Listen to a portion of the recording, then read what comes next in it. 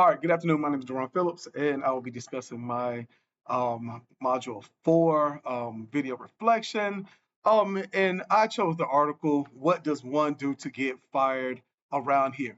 I think that this is very, very important, because I know that this is a narrative that we hear as educators, just across the board. What is, sometimes it's very informal. What does one take? What you got to do to get fired around here? Sometimes when we're talking about another employee or like, man, what has to happen for somebody to get fired around here? And I think that's very interesting when you look into the reasons why.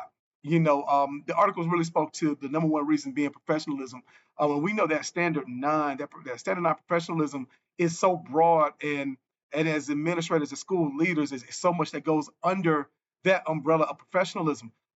We know that when you look at the reasons that teachers are being removed from the classroom, that we know that a lot of it isn't because of teaching and learning or the effectiveness of their instruction. It's because of professionalism, misconduct, whether it is with other adults, other students, or other financial misconduct, ethics. I think when you think about that, professionalism, I think the ethical side is more important, is more prevalent in the reason why teachers are being removed from their profession than, let's say, their instructional pedagogy. Also, why I think this conversation is important as we think about it, it's April 28th. As we start to close in on a lot of the our TEKS evaluations, our summative evaluations, as we kind of close out some of these platforms.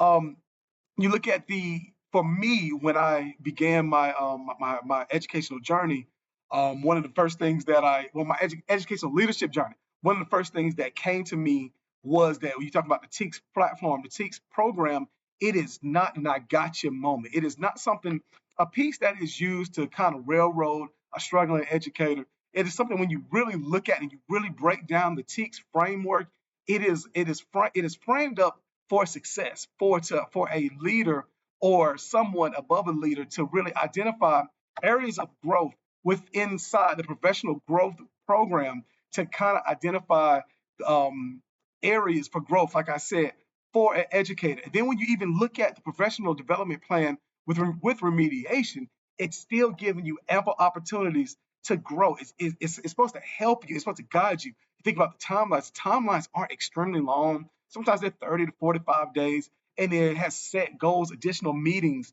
And so, because this is not an I got you moment, is a situation in which the educator wants to help another educator grow into a specific area. I still just think it's just profound when you start talking about the reasons why, when you do a deeper dive into the reasons why teachers are being removed from the classroom. Again, really harping on that professionalism piece.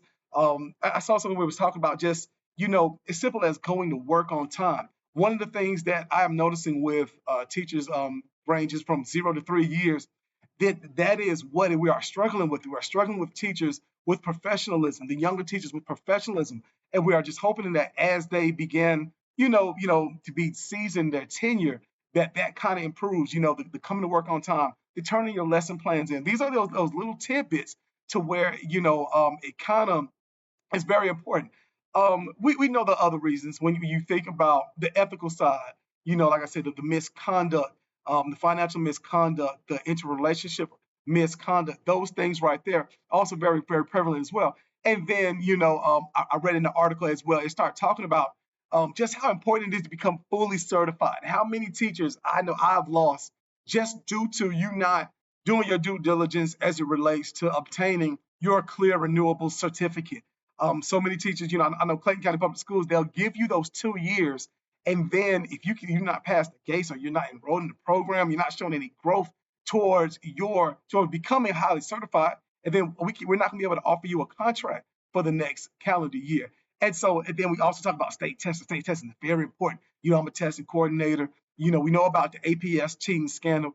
Being able to secure, all testing items and being able just to do those things with fidelity, are very, very important as it relates to, being professional. Thank you.